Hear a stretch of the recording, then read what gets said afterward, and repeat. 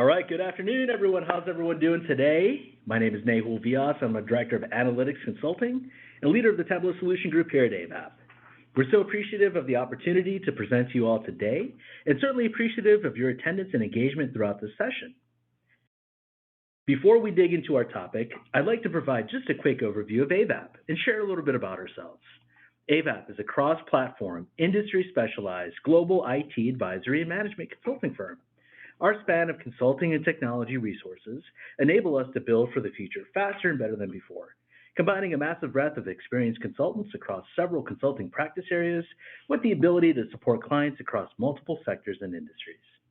Our analytics offerings span the entire data value chain, from organizational data strategy, where we help clients develop a comprehensive roadmap, to the analytics and technology investments, rapid ROI, where the focus is on driving adoption and utilization of an analytic capability across an organization's footprint, and continuous value to focus on sustained and scalable growth.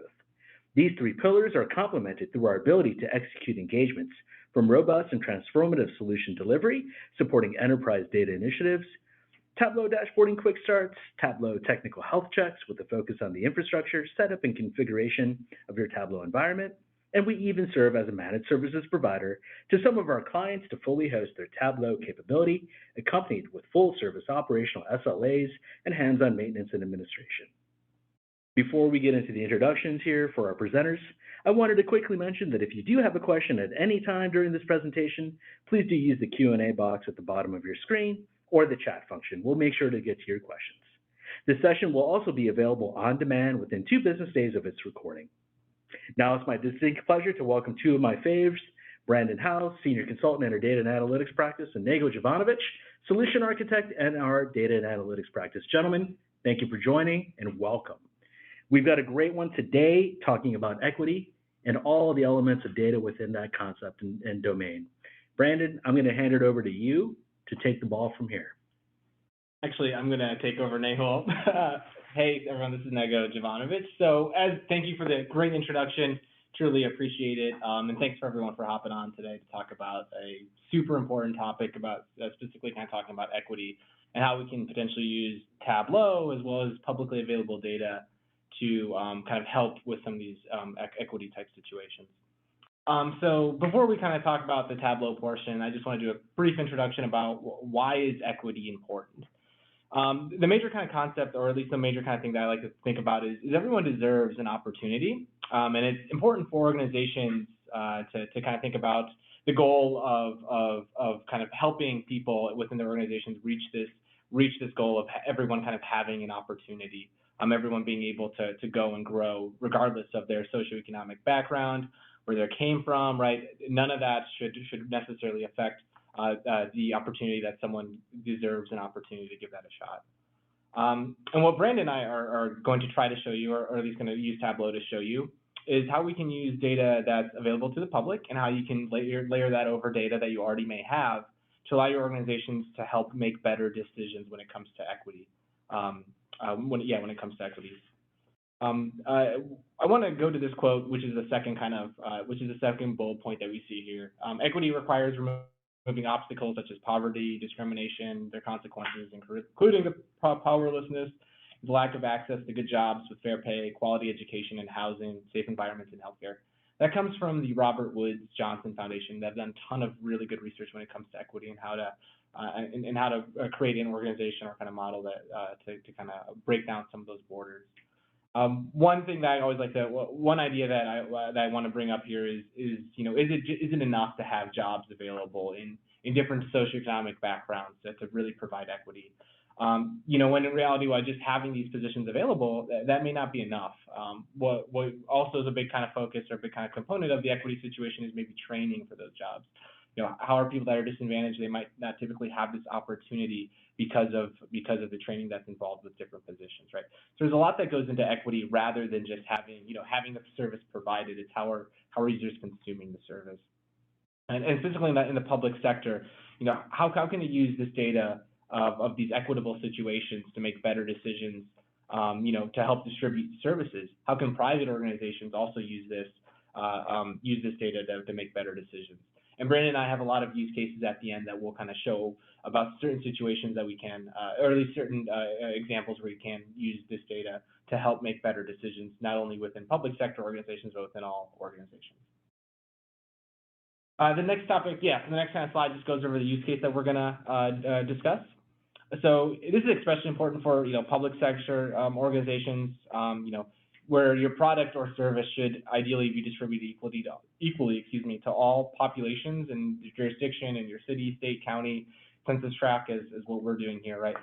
So ideally, that's the goal for public sector organizations, that every citizen, every person has the ability to consume these products, services, whatever it may be, without a disadvantage, right?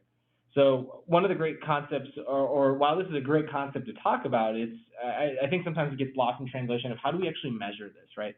How do we get to the outcomes? How do we measure ourselves? How do we measure how our organization is doing to do that? And one way that we're going to show about how to do that is specifically going to look at the disparity and specifically looking at the disparity of how resources are provided.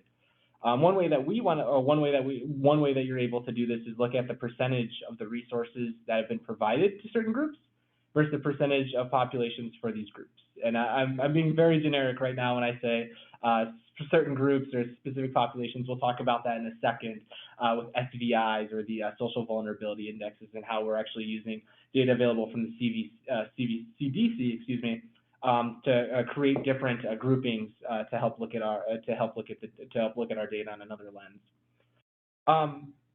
So what do you actually need to take a look at to measure this disparity?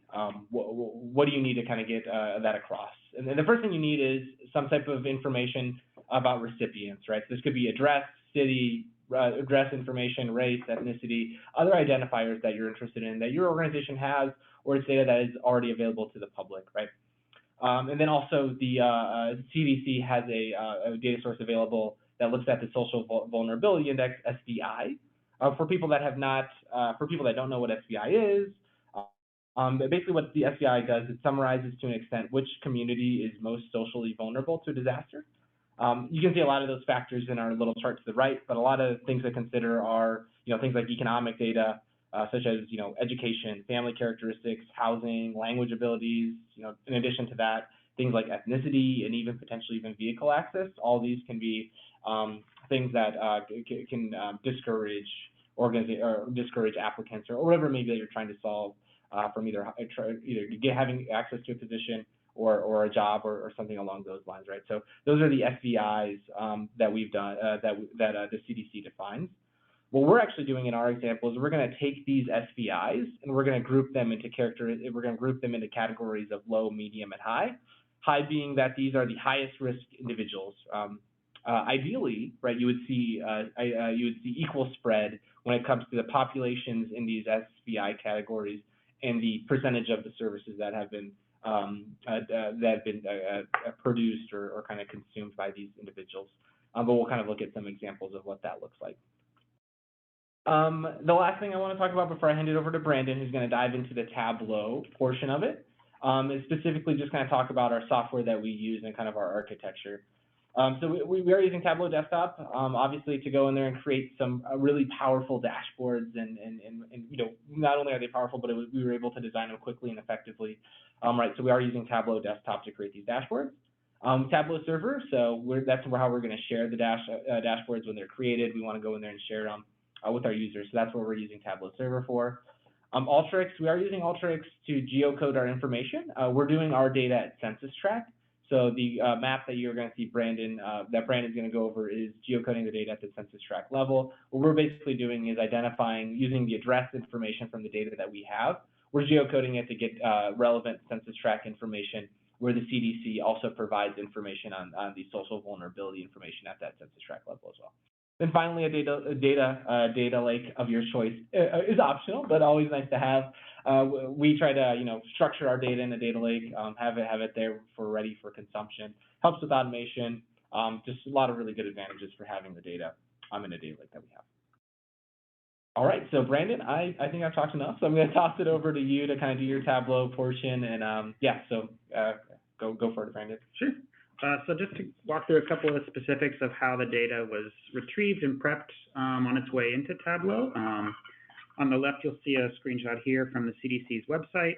They have a really easy to use interface for just downloading a spatial file. You have a number of different drop downs to kind of give specificity to how much data you want in the shapefile. You can pick geographies from across the US or specific states if you'd like. And then you can determine the granularity. So there's a drop down for census tract or county. And then we went with the shapefile file type. The couple of advantages for this type of data is that number one is it's free and publicly available to everyone. Number two is that there are multiple different geographic groupings. So county and census tract can be useful to different ends. The one we're going to walk through today is census tract, but it is nice to have both. And then third, it plays really nice with Tableau. So the resulting shapefile can be easily loaded into Tableau. And even different data sets can be joined to it easily by census tract ID, as we'll show in a little bit. The next one is Alteryx Designer. We use this to add geographic elements to our recipient data.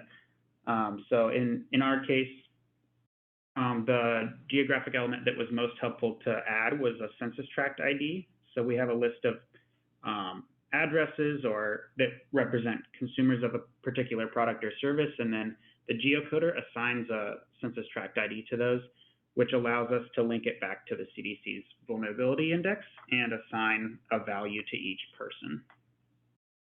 And then next, I can go ahead and steal the share here and go ahead and demo the dashboard.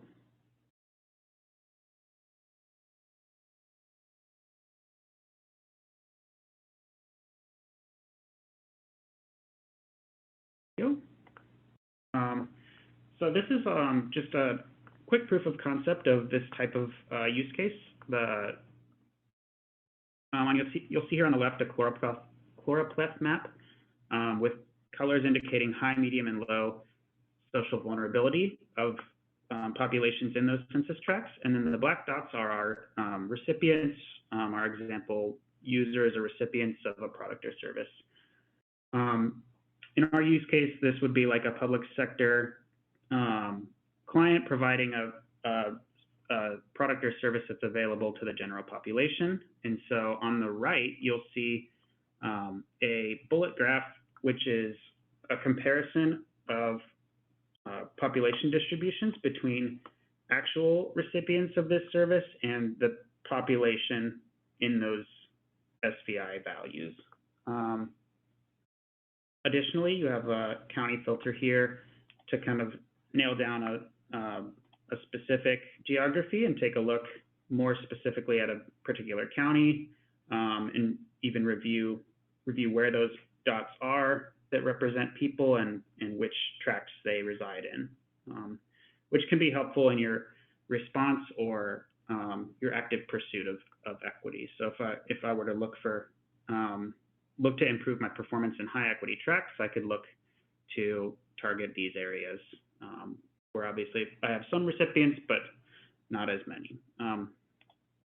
Additionally, we can look on the right here at our distribution among SVI buckets. This bullet graph gives reference lines here for the percentage of population associated with those SVI values.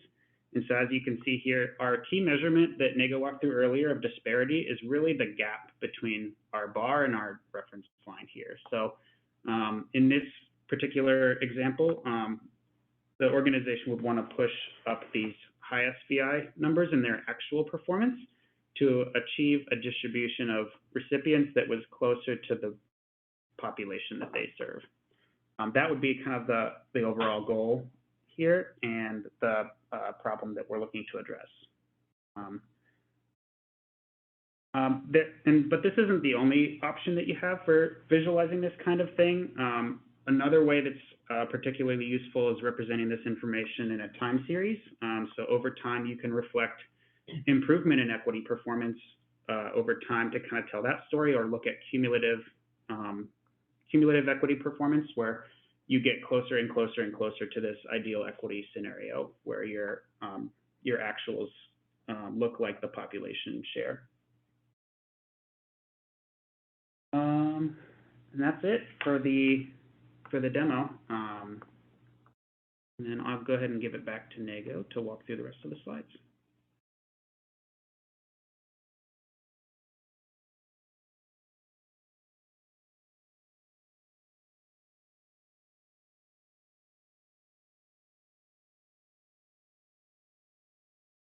And then there are also multiple use cases that are equity related. I won't, boil the ocean and walk through all of these individually, but a couple of our favorites are patient outcomes in healthcare. So this would answer a question like, how do patient outcomes differ between various demographic groups, and what can we do to make those more representative of their population shares? Another great one is in higher education.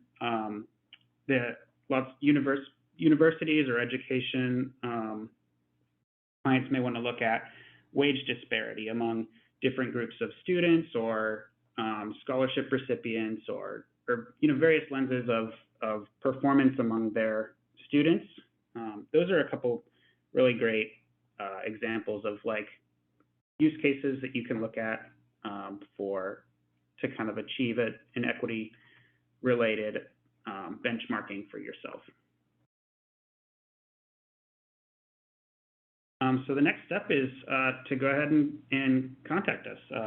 We'd be happy to talk with you about your scenario or your goals related to equity and how we might be able to help. I love the topic, Brandon and Nego. Thank you so much for going through it. Again, use the chat function, team, if you all have questions for our two presenters here today. I've got a couple right off the bat here.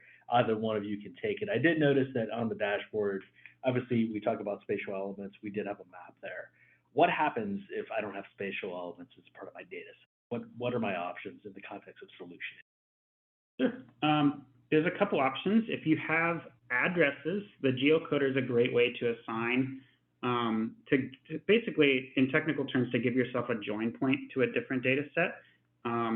Otherwise, you could just use like a statewide population or any population metric that's comparable to your group, and just use the overall aggregated data, and maybe just omit the map if you don't have addresses for that thing. But the important thing is to try to get as best you can an apples comparison of your stakeholders or your recipients or your customers and their respective populations to kind of compare share. Yeah.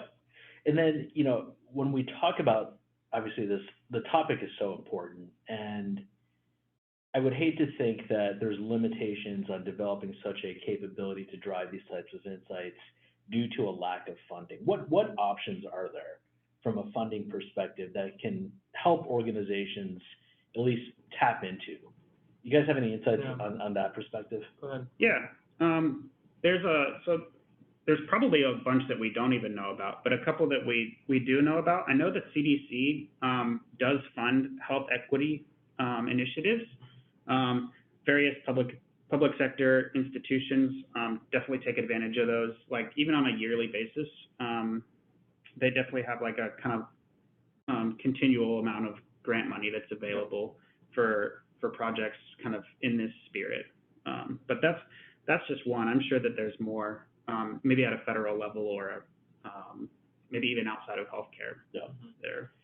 In the spirit of helping our listeners ideate on the possibilities, right? I mean, equity is it's a vast domain space, and there's so many important elements of equity in everyday common life. Walk us through, I guess, if not SVI, what other elements, equity related, can be achieved through the concept, the capabilities that you guys are putting in place here?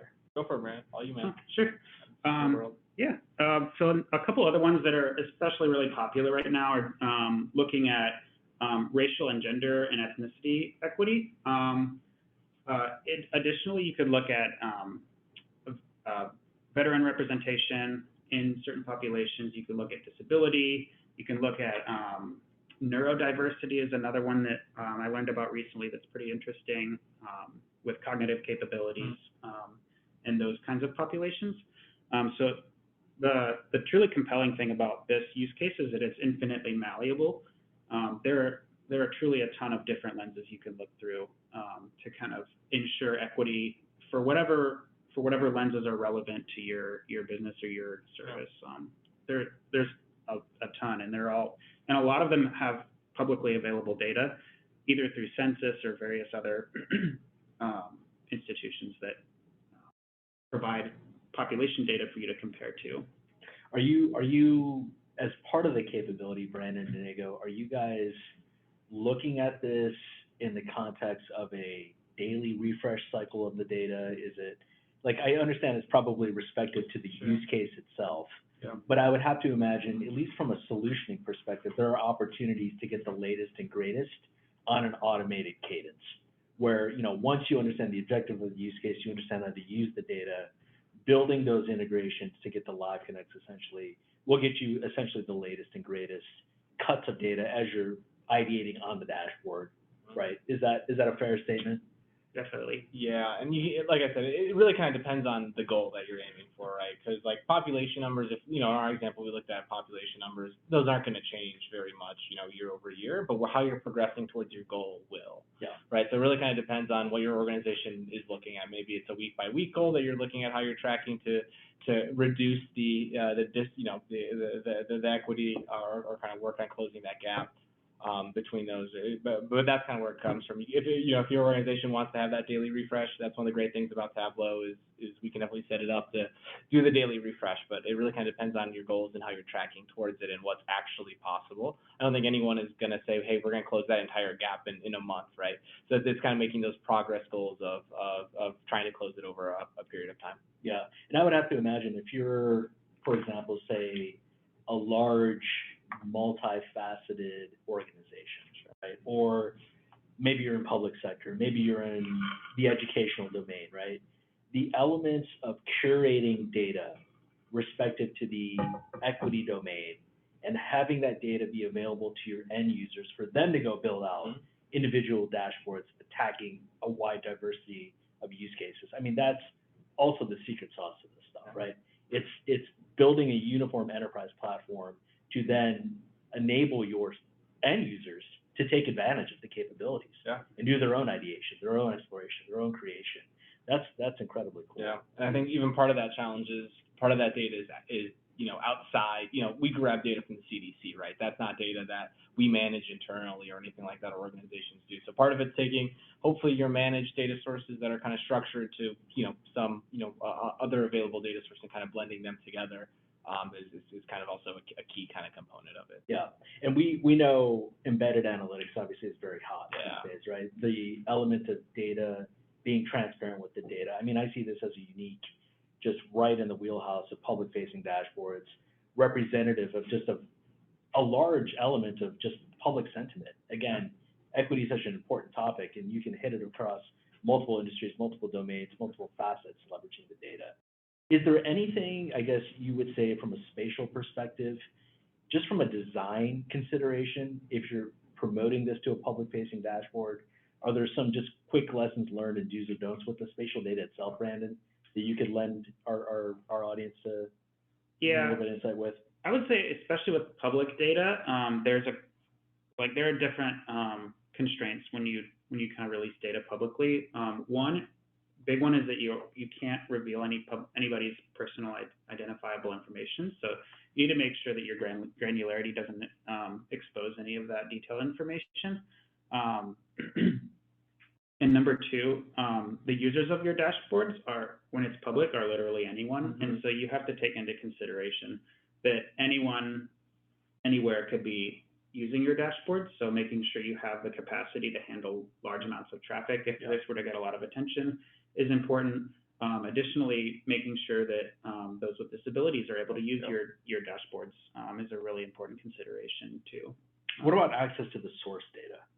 Are there opportunities where, say, I'm an end user on a public-facing dashboard, I want to get a copy of maybe that source data. Are we able to provide that capability to end users to do a download of some of that data? off the dashboard itself? Yeah, I mean, Tableau definitely allows the ability to download the data. Yeah, absolutely. That's one of the great functionalities of Tableau is if you're using server, they kind of make it pretty easy to go in there and download the data that you see in your view. But again, the biggest important thing is if it's public facing, let's make sure we don't provide any sensitive information, right? Especially if you're allowing a download, double check, triple check it every single day to make sure that there's no information that someone could download that they're not supposed to be able to see. Yeah. So, I know you guys mentioned CDC obviously to help support this particular use case, but is it your experience from a federal perspective, those publicly available data sets, those large voluminous data sets, are they typically easily workable? Like as you're marrying different types of data sets from the public domain together, what's that curation like? What is that experience to, make 1 + 1 really equal 2 rather than something else? So you're building meaning from the curation process. Yeah, and that can be challenging for sure. A lot of the data that is available to the public isn't necessarily formatted like a nice Excel sheet, right, for you to ingest. It's going to come out, sometimes it's in JSON files, sometimes it's in statistical files, right? There's a lot of different file types that it could be made available to the public for, right?